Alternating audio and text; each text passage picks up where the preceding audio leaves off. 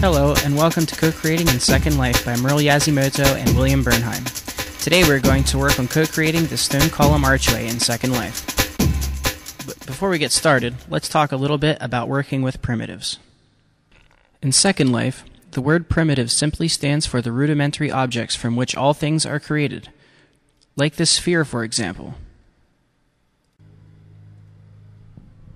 When working with primitives in Second Life to create large and more complex items, it is useful to know that there are a number of ways you can easily manipulate these simple objects. The most basic and useful of these tools are free positioning. By grabbing either the red, blue, or green arrows in move mode, you can move your object freely on all axes. Another useful tool is object rotation. Again, although our sphere is a bad example here to show free rotation.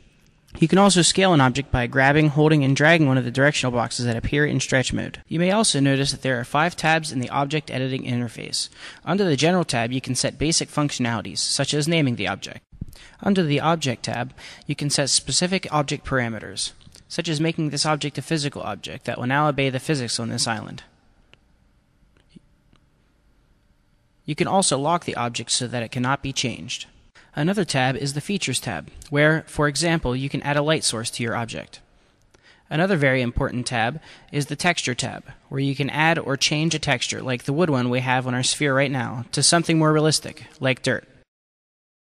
There is also a Content tab, where you can add scripts. Now let's get started.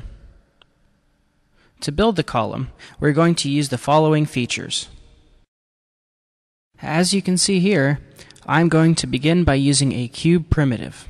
Once created, I can enter the exact dimensions into the object editing interface, starting with X, then Y, then Z. Okay, now to make it look realistic, I am going to change its texture from the default wood grain to stone.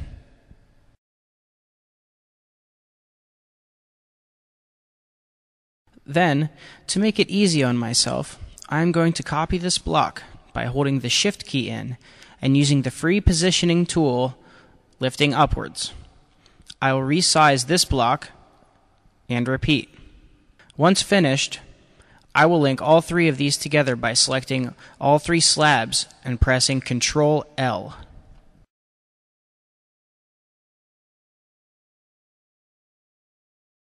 Now, to illustrate how neat co-creation is in Second Life, my friend, William Bernheim, is going to use a cylinder primitive to help me make the column. He'll be building on top of the base I created. You can see that he used the same texture that I used to make it look the same.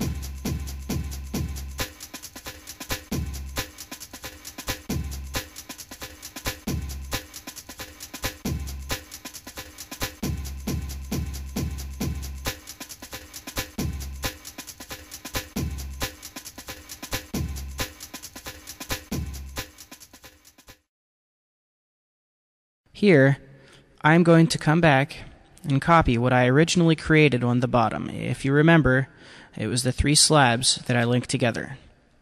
I'm going to copy them up to the top, flip them over, and make a nice cap for this column. Just like so.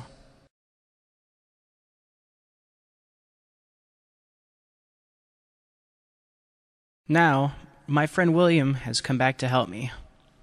This time, he is going to create a second column by copying the first and moving the new copy parallel. We're almost done. You can see that co-creation in Second Life has many advantages. Before we can finish, however, I need to create a nice top for this gate. Let's start by using a cube primitive. Of course, we'll have to change this texture from the default wood grain to stone. And we'll want to taper the edges for a nice effect.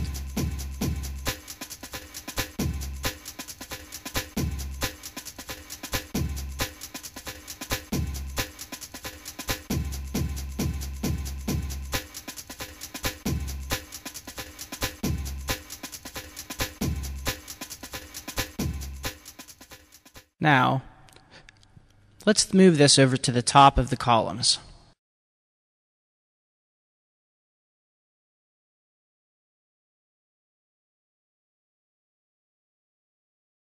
Oh no, you can see I made it way too short. Don't worry. Thanks to the advantages of co-creation, my friend William can help while I hold this cap up.